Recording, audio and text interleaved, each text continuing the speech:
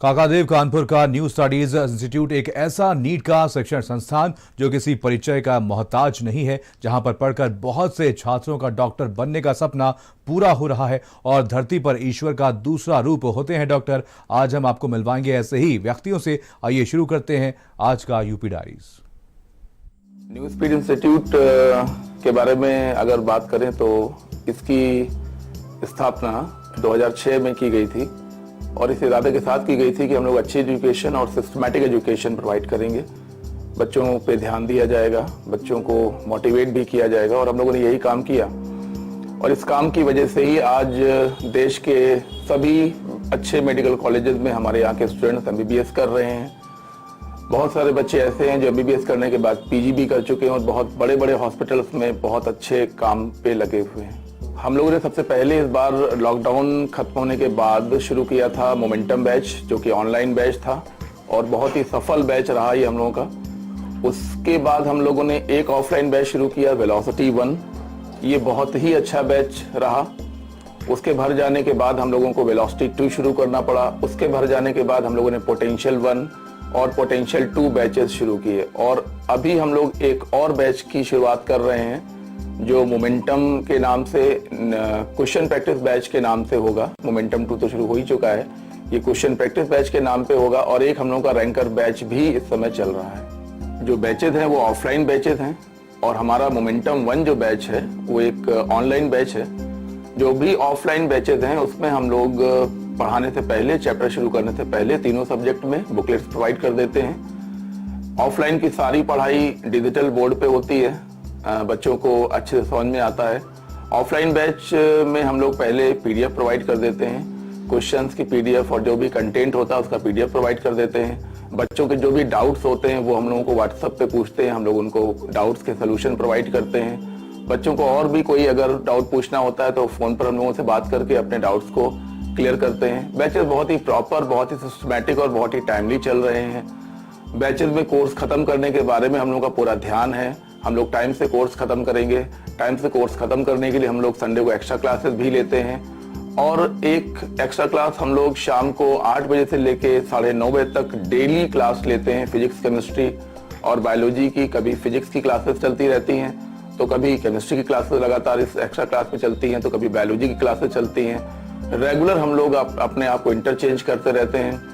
कभी जैसे 10 दिन तक फिजिक्स की क्लास तो फिर अगले 10 दिन तक केमिस्ट्री की क्लास, तो अगले 10 दिन तक बायोलॉजी की क्लास लेकर हम लोग एक्स्ट्रा काम करा के बच्चों को तैयार करवा रहे हैं और पूरी कोशिश में लगे हुए हैं कि बहुत समय से पहले हम लोग का कोर्स खत्म हो जाए और हम लोग अब रिवीजन की तरफ बढ़ने का प्रयास करेंगे। जब 2006 में न्यू स्पीड की स्थापना करने के पहले नाम के बारे में चर्चा हो रही थी तो मेरा ये बहुत मन था कि कुछ स्पीड करके नाम रखा जाए। तो बहुत चर्चा के बाद एक नाम निकल के आया न्यू स्पीड, क्योंकि नयापन था और हम लोग पढ़ाने लिखाने में तेज भी थे और हम लोग की हैबिट भी रही है कि चीज़ों को समझाते हुए तेजी से सिलेबस कराते हैं। तो इसी कुछ आधार पर हम लोगों ने इसका नाम न्यू स्पीड रखा था। कोरोना में दिक्कतों का तो बहुत ज़्यादा सामना करना पड़ा। शुरुआत में तो निकलने को ही नहीं मिल रहा था, तो बच्चों को पढ़ाने की बात तो बहुत ही दूर थी। लेकिन जब थोड़ा थोड़ा अलाउड हुआ निकलने को तो हम लोगों ने कोचिंग आना शुरू किया। फिर हम लोगों ने अपने व्हाट्सएप ग्रुप्स बनाए और हम लोगों ने व्हाट्सएप ग्रुप में न्यू स्पीड 1 से लेके न्यू स्पीड 9 तक ग्रुप बनाए। पूरे लॉकडाउन में हम 5 लोग और हमारे इन 5 लोगों के अलावा जो 6-7 लोगों की और टीम है जो हमारे आसपास के कामों को देखती है, वो सारे लोग पूरी तरह से व्यस्त रहे। हमारे बच्चे भी व्यस्त रहे और बिल्कुल भी टाइम हम लोगों ने वेस्ट नहीं किया। और देखा जाए तो हम लोगों ने ये महसूस किया कि हम लोगों को टाइम कम पड़ जाता था, यानी कि हम लोग सुबह 7:30 बजे से लगभग काम करना शुरू करते थे और मुझे लगता है कि दोपहर में आधे पौन घंटे की छुट्टी के बाद हम लोग फिर से काम पे लग जाते थे, क्योंकि हम लोग को लगातार कभी पीडीएफ देनी है, कभी सोल्यूशन देने हैं, कभी शॉर्टकट मेथड्स देने हैं, कभी एनसीईआरटी के पॉइंट्स देने हैं। ये करते करते मुझे तो लगता है कि समय कम पड़ जाता था। ऑनलाइन बैचों में थोड़ी सी दिक्कत आती है कभी कभी नेटवर्क की, लेकिन उसको हम लोगों ने शार्ट आउट कर लिया है। हम लोगों ने ब्रॉडबैंड 2 लगवा रखे हैं। बच्चों को डाउट्स पूछने में कभी कभी दिक्कत होती है, लेकिन हम लोग उनको मोटिवेट करते हैं कि आपको जो भी डाउट पूछना है पूछिए ऑनलाइन में एक कमी ये है कि बच्चा बंधन में नहीं होता। वो चाहता है तो वीडियो देखते देखते बीच में वो कहीं चला भी जाता है, फिर वो आ जाता है, उसका उतनी देर का छूट जाता है। तो इस समस्या को दूर करने के लिए हम लोगों ने अपना एक न्यूज़पीड का ऐप बना रखा है।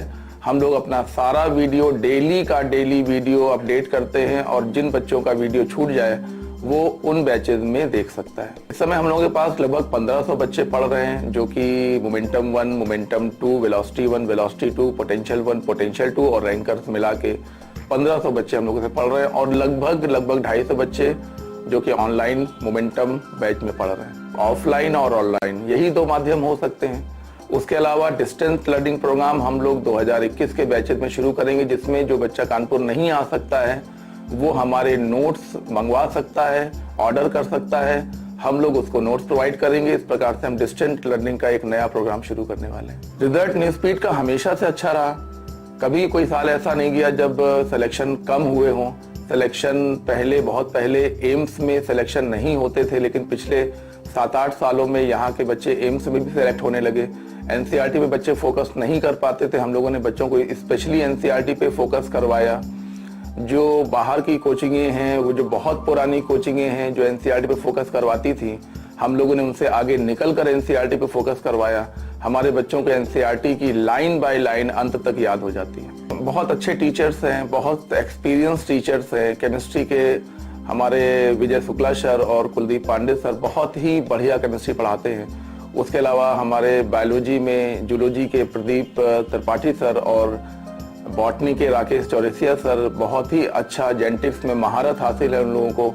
ये ह्यूमन रिप्रोडक्शन और फिजियोलॉजी, ह्यूमन फिजियोलॉजी वगैरह, और कोई भी टॉपिक की बात करें, कोई भी टॉपिक वीक नहीं है। बहुत ही डेडिकेटेड टीम है और जब आप इनको पढ़ाते हुए देखेंगे तो आप ये कहेंगे कि मैं जो बोल रहा हूँ बिल्कुल परफेक्ट और सही बोल रहा हूँ। भारत समाचार ने जो एक नवरत्न प्रोग्राम शुरू किया है और जिसकी वजह से बहुत सारे लोग इस प्लेटफॉर्म से जुड़ रहे हैं और अपनी बात रख रहे हैं, लोगों तक अपना मैसेज पहुंचा रहे हैं, मैं समझता हूं कि उनकी बहुत अच्छी मुहिम है और मैं समझता हूं कि वो इसमें कामयाब भी हैं और मैं उनके और ज्यादा कामयाबी की कल्पना करता हूं। शिक्षा एक ऐसा क्षेत्र है जहां से इंसान का जीवन निखरता है। न्यूज़पीड इंस्टीट्यूट काकादेव कानपुर एक ऐसा ही शिक्षण संस्थान है जहां से प्रतिवर्ष बहुत से स्टूडेंट्स पढ़ करके डॉक्टरी में सिलेक्शन पा रहे हैं। आइए जानते हैं न्यूज़पीड इंस्टीट्यूट के डायरेक्टर विजय शुक्ला से इस अपार सफलता का मूल मंत्र क्या है। मेरा नाम विजय शुक्ला है। मैं न्यूज़पीड में डायरेक्टर्स पैनल्स का एक हिस्सा हूं। यहां पर मैं केमिस्ट्री के शिक्षक के रूप में बच्चों को अपना योगदान दे रहा हूं।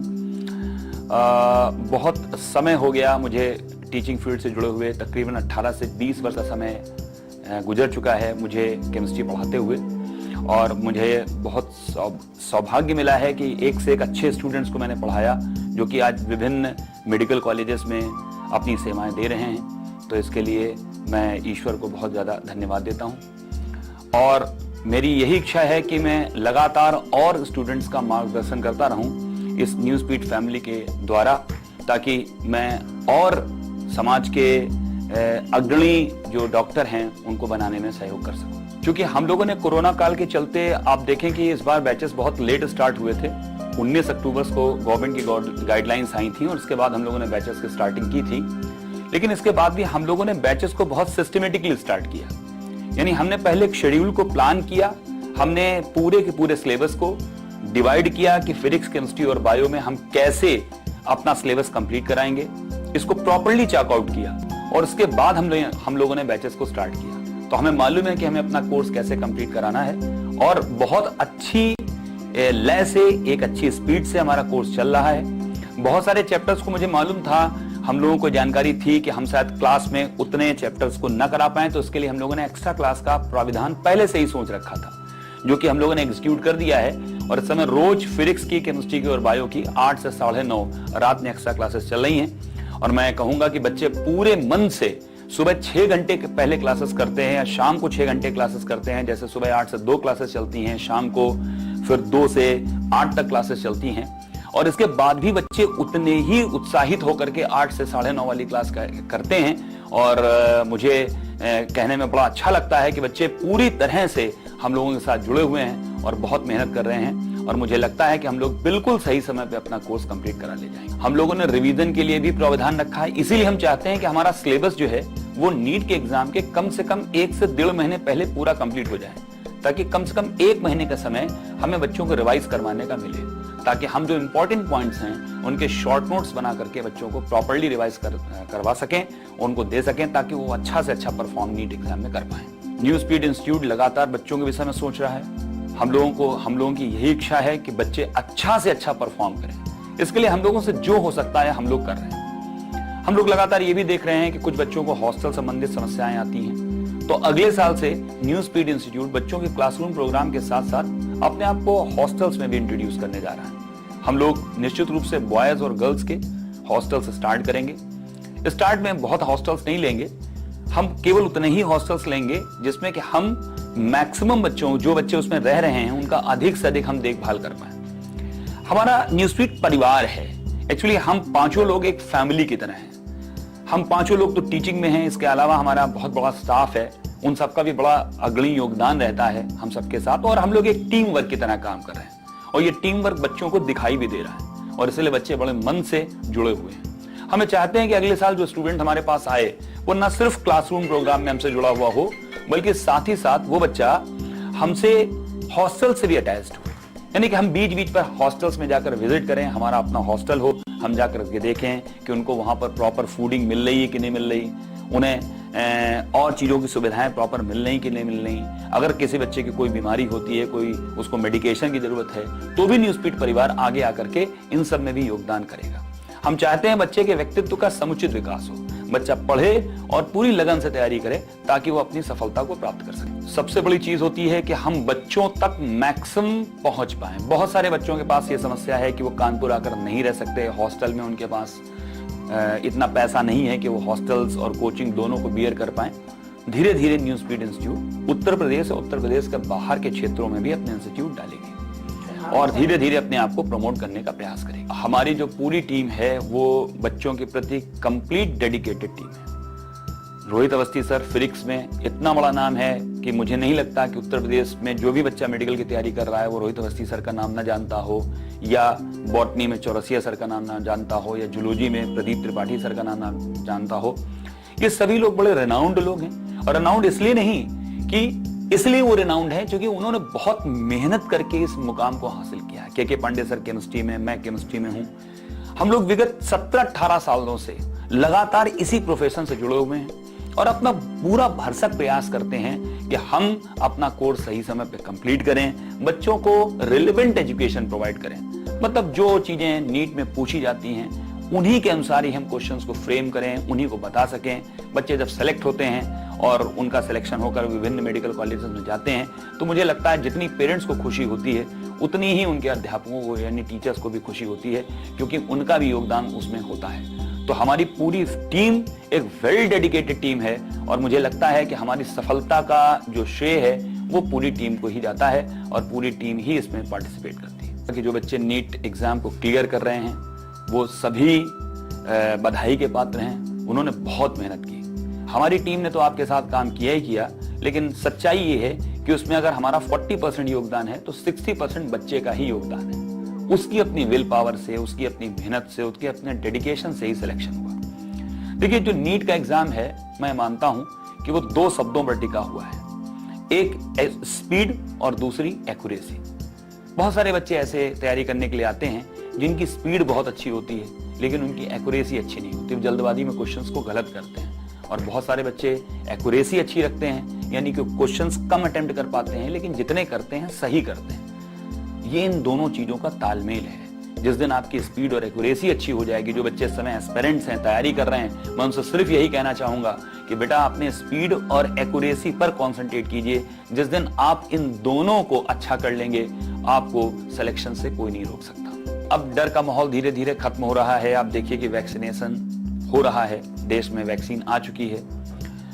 अब डरने की आवश्यकता नहीं है, सिर्फ सावधान रहने की आवश्यकता है। आप अपने बच्चों को सावधानी से भेजिए तैयारी के लिए।